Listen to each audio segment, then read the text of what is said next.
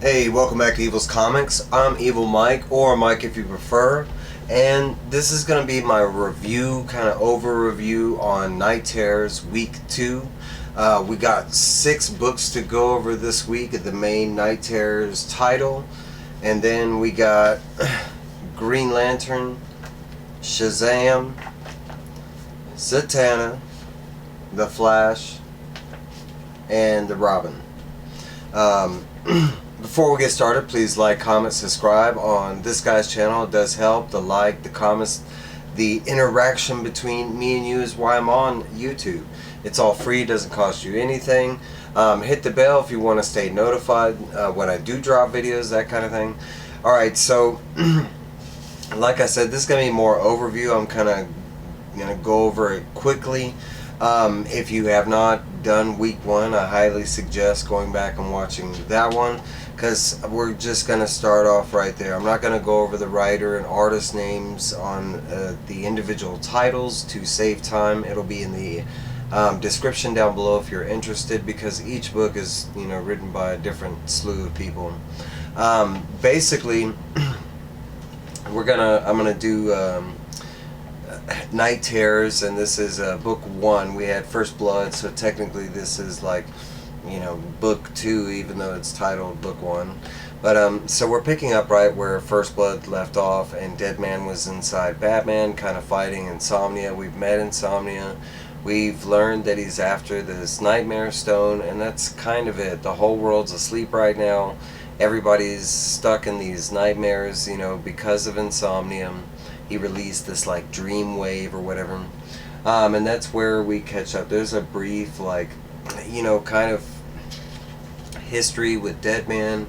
I'm assuming in case you missed the First Blood issue, I don't see why you would have missed that, but the book kind of does give you a rough like history on Deadman and who he is and blah blah blah. And then we get right into, you know, Batman slash Deadman, because Deadman's inside Batman right now currently. But he's going toe-to-toe with Insomnia. And there's not too much that we learn, a little bit, but at this point, you know, Deadman has kind of, he's kind of had his, you know, he's getting tired of Insomnia, and at this point he's like, you know, you sound, you know, just like a spy. You're sitting here watching our dreams kind of thing. We might have more in common than you know kind of thing.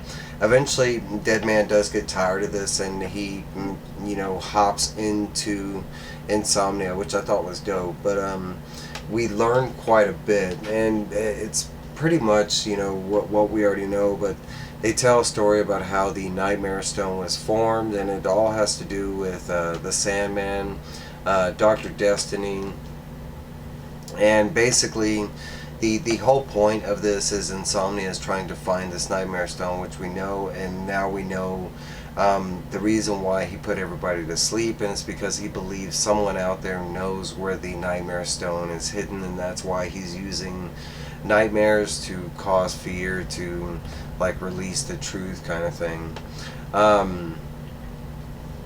So we get Deadman, and he's like, he's still traveling through Insomnia's mind. We do see kind of his origin story and where he came from, that, you know, supposedly he was this inmate that was locked up and he was asleep. The Lazarus Reigns happened, and somehow he ended up with this power. He refers to himself as a god, and at one point Deadman's like, you're not a god, you're just a dude that, you know, with some powers kind of thing. But Deadman does realize something, that, I mean, he's been in a lot of people, that kind of, you know, and he with Insomnia, all his nightmares are in the forefront, and all his good stuff are hidden. At the very end, he kind of sees a semblance of some good stuff, and then he is forced out. Basically, at this point, Deadman is like, you know, because the Insomnia has the ability to make nightmares become reality. So all of a sudden there starts being like all these zombie type things that appear, but he's using real people to create the nightmares. So Deadman can't go full out and just, you know, hurt these people. So he ends up just grabbing, you know, using Batman's body, and you know, doing what Batman does best. He escapes, and basically he's trying to get Batman to safety, away from the situation. so he can kind of detective more into the situation. But we already know where he needs to go to next. He mentions that he needs to find someone that's very knowledgeable on dreams, kind of thing, and he has one person in mind. They do show you that at this point there are other heroes that are still out there trying to do what they can. They show Red Tornado, of course, he's a robot, and Zatanna, and during week 1 we saw that Zatanna had used a spell that prevented her from falling asleep. So we see where Deadman's going. He goes to a cemetery, and he mentions that he uses some of the Lazarus, like juice or what have you, the Lazarus resin that Batman has, and he takes that and basically he takes it to Wesley Dodds, aka the Sandman, who is currently dead, but him being a master of dreams and sleep, that kind of thing. So he uses that Lazarus resin to resurrect him, and basically as soon as he starts coming out, he gives him like his his fedora hat, he gives him his gas mask, his gun, and he's kind of explaining what he needs to do, that he's looking for this nightmare stone kind of thing. And all of, the Sandman says right here is, man, I love a good mystery, I don't need to hear anything else, kind of thing. And that's where this issue leaves off. These next few issues, I'm just going to briefly run through them. There is one more important issue I'll go over, and that's the Zatanna issue. Of course, like I mentioned, she had cast a spell that kept her awake. So we see briefly that Red Tornado is, her and Zatanna are kind of working together. And all of a sudden back at because she's underneath the Hall of Justice in the Justice League Dark Archives, and she's being attacked by these nightmare creatures. They have a name, the Sleepless Knights, basically. At first it's these two. It's going to be hard to see, but there's one right here and there's another right here, but we'll get some better close-ups of them. But basically they're working with insomnia, and they're after Zatanna for some reason. She's like part of a key, they kind of say. At first the two minions that we see are trying to kill her, but later on we see this Sleepless Queen lady, and she's trying to keep Zatanna alive. She has some deeper purpose into the whole thing. And basically they're trying to break the magic bubble that Zatanna has used to protect herself during the situation. Eventually, like last, kind of, she has no other options thing, and she uses a magic spell. She doesn't really want to, but she, all Zatanna's magic is said backwards, but basically she says she needs a champion, and all of a sudden that's when we get Robot Man, of course. And this is where it gets kind of weird, right? Because he's a human brain inside a robot body, but for some reason we're just gonna go comic book logic here, and he's still awake. Yeah, all right. So instantly it's kind of this thing where like they don't really know each other that well, and Zatanna mentions that she has run into the Doom Patrol, but it's really this guy Memento, and he had her father's last rites kind of thing, and just seeing Robot Man being associated with the Doom Patrol and Memento, it brings back really bad memories. But eventually, during this, she realizes that in the Justice League Dark Archives there is a panic room which Robot Man kind of activates, and he ends up taking Wonder Woman and Detective Chimp because they're there with Zatanna. She's trying to keep them safe because they fell asleep. And Zatanna at this point is like, look, I can try and take these people on myself, but I could, she couldn't do Wonder Woman and Doctor, keep them safe at the same time. So now that they're out of the way, it's basically like Zatanna, trying to keep an offensive against these three entities that we got, the Queen, and I don't think we get a name on the other two. But basically, Zatanna does some magic. In the background, it did look like there was an enemy, but it's kind of like a defensive deterrent kind of thing, and it's these dragon bones. She brings them to life, reanimating them, and the three sleepless nights, or you know, that they have to deal with this dragon first, while Zatanna kind of slips, you know, to the panic room. She realizes that that the dragon won't last, but it'll keep them busy enough where they can get, you know, to the panic room, because we see where they have to come to next. And of course, it's like another magical deterrent that's set up, and it has some kind of like, you know, once you're down here, like your deepest, darkest fears come to play with you kind of thing.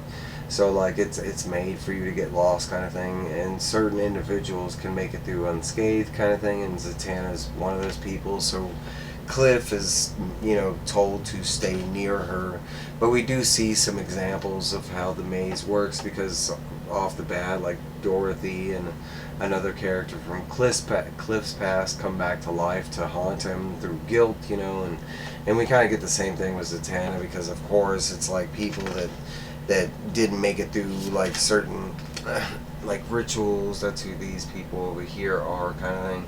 And of course we know, like, she has somebody that's really close to her that died, of course her dad. And like at this point they're trying to make it to the middle of the maze, trying to get to the panic room. They get here and we find out that Zatanna has to do a spell to get into the panic room, so she needs Cliff to occupy all the, you know, the kind of like zombie magic forms or what have you. And they find out that they need to switch partners, you know, that the guilt of one person's, you know, because he didn't really know Zatanna, her dad. So they end up switching partners, and they take out all the entities really quickly, and they finally make it safe into the panic room. They originally, she was going to send Cliff back, and she decides not to. Well, Cliff decides that he's going to stay and help her fight these things off. But as soon as they step out of the room, the queen like steps forward and stabs Cliff. You know, Robot Man, he kind of laughs. He's like, haha, you know, I'm a brain inside a robot body, so you messed up. And she's like, oh, that wasn't meant to kill you. I've just christened you one of these sleepless nights kind of thing. And she basically tells him to arise, you know, and we see him kind of change right here. We get a better look after his full transformation, because he is dubbed the Rustbringer, and that's where this issue leaves off, and it's basically going to be the Rustbringer, and, you know, chasing Zatanna kind of thing. Next up we have Robin, which is Tim Drake and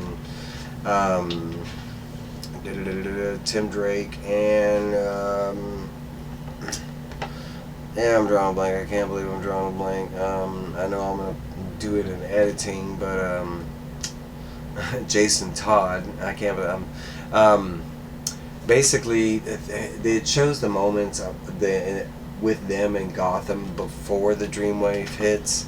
They were close enough, I'm assuming, when the Dreamwave hit, because technically they weren't together. They were just in Gotham, but they were, I want to assume, like miles away.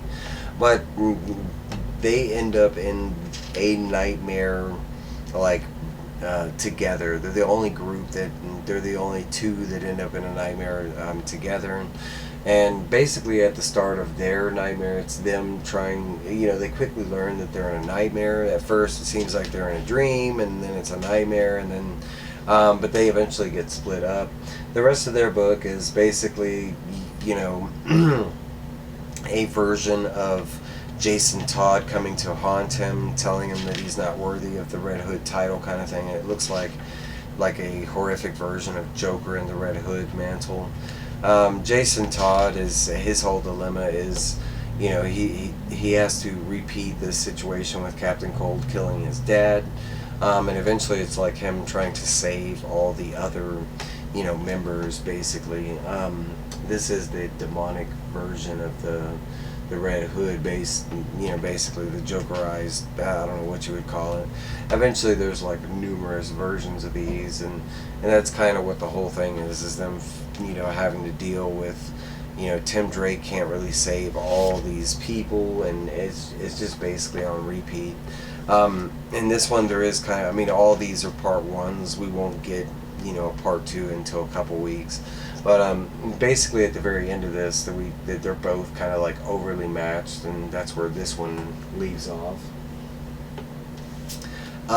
The Flash was all about how like Barry going through his nightmare, and as the book starts out, he is already in his nightmare, and he doesn't even realize he's in his nightmare, and it has to go through with a question that Iris asked Barry when she first found out that he was the Flash, and it was like, well, how does it feel to go through the Speed Force? And he mentions it's like dreaming, and she's like, well, if it's like dreaming, how can you tell the difference?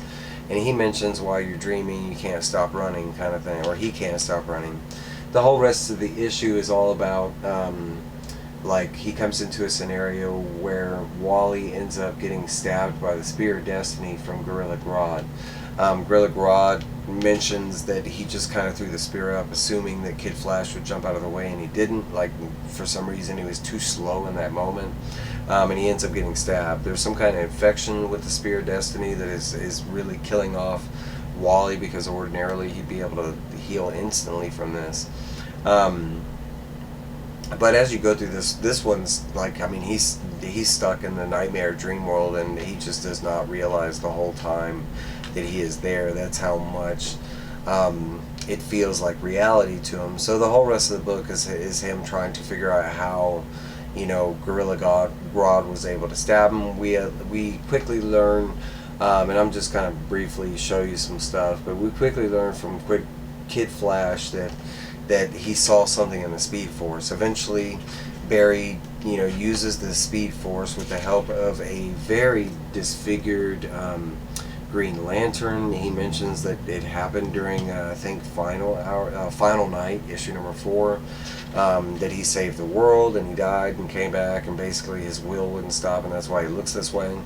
He gets Hal Jordan to, you know, help him recreate the cosmic treadmill, and then he does go, like he does the Flashpoint thing, where he goes back into the past, trying to see what this monster in the Speed Force is. And basically at this point we just relive that situation. There is some cool stuff that goes on. Barry mentions that, you know, as he's going backwards in time, that the Speed Force really doesn't want him here, and it's literally like tearing him apart. It like literally is hurting him to be here. He's struggling to stand up, kind of thing. Eventually we get to that point where Barry knows that, you know, Wally West is about to get stabbed, and he speeds over there, and of course he can't stop it from happening. But at the very end, Barry supposedly ends up seeing this monster in the Speed Force, and that's where this issue leaves off. We got Green Lantern. Green Lantern basically takes place, this is like issue number 3, and it happens right where, you know, Hal leaves us off at the second issue, and basically he's flying in a plane. All of a sudden he is teleported because he just got hit with a dream wave, and for the rest of this it's going to be flipping back in time. We start out with Hal Jordan's the death of his dad, and basically when he gets up to the funeral, his dad like comes to life and tries to attack him. Eventually, and I'll kind of hold that up there a little longer. Eventually he does get teleported again, and he is back and, like, you know, about to test a rocket or whatever, and before he even knows what happens, the rocket ends up taking off. It ends up bringing us to basically the origin story when he got the ring, and this time when he goes to put the ring on, it has an opposite effect to him. As you can see here, the ring instantly causes him like straight up pain. And not only that, but it starts like just straight up sucking the life and healing. And I'm drawing a blank at his name, but he's healing the other Green Lantern that should have died, and that's how Hal got the ring in the first place. At this point, you know, after he does get to a certain point of healing, he continues to try to kill Hal off. He gets teleported again right before he died, and we're at the situation where Hal Jordan is debating with the council, like, about him being, I think, exited, what do they call it, out of the United Planet. That's what it is. I think when the United Planets got rid of the Green Lanterns or whatever, so he can't complete the mission that he's trying to. During this occasion here, he starts realizing that during this memory, I don't think like Oa and the other Green Lantern people were there or something like that. He starts realizing that something is wrong and calls, he starts calling out to the shadows, show yourself, who are you, kind of thing. And instantly he's fighting all kind of different, instantly he brings out his worst enemy, kind of thing. It's Parallax, and that's where this issue leaves off of. We jump over to Sinestro, and there's some variant covers of the way Sinestro is dressed here, and this is why the story's going to follow him for a little bit. But basically with Sinestro, it's him without powers, and he's getting beat up and ridiculed for the way he looks, and instantly he gets teleported to this other dimension, world kind of thing. He's in shackles. Eventually he's greeted by a younger version of him that doesn't like the younger, the older, what they've turned into kind of thing. It's this crazy, creepy kind of thing. But eventually, in the end of it, he ends up meeting this supposedly ultimate version of Sinestro or whatever, and that's where this one leaves off. Very last but not least, we got Shazam. Shazam was all about Mary Marvel, and it kind of starts out and it's just talking about her daily life as Mary Marvel, and how she has all that in control, but in real life she doesn't really have all that in control, her being in charge of the foster family kind of thing. And then all of a sudden she goes to sleep. When she wakes up, everybody's screaming that they need water, that there's this massive fire going on. She goes outside and they're stuck in some kind of desert. All of a sudden Billy Batson, aka Captain Marvel, aka Shazam as most people know him as, shows up, and he looks more like Black Adam. She even kind of questions this, but and there's some kind of weird conversation that goes on between them. At this point, he's not necessarily super evil, but he's really telling her to stop and listen, and she's not doing that. She's like, no, I need to go save everybody, blah blah blah blah, and he's like, you don't. He's like, you don't need to save him, you don't need to put out the fire. She even goes to try and attack him, and he has to change back to his Billy Batson, persona, and she's like, oh man, good thing you stopped that, or you would have killed me, how would you have felt after that, kind of thing. At this point, using her regular persona, she runs back in the house trying to save everybody, to no avail, eventually trying to call out using her Shazam powers, and the last thing we see is this dope spray right here, pretty much what looks like her burning alive kind of thing.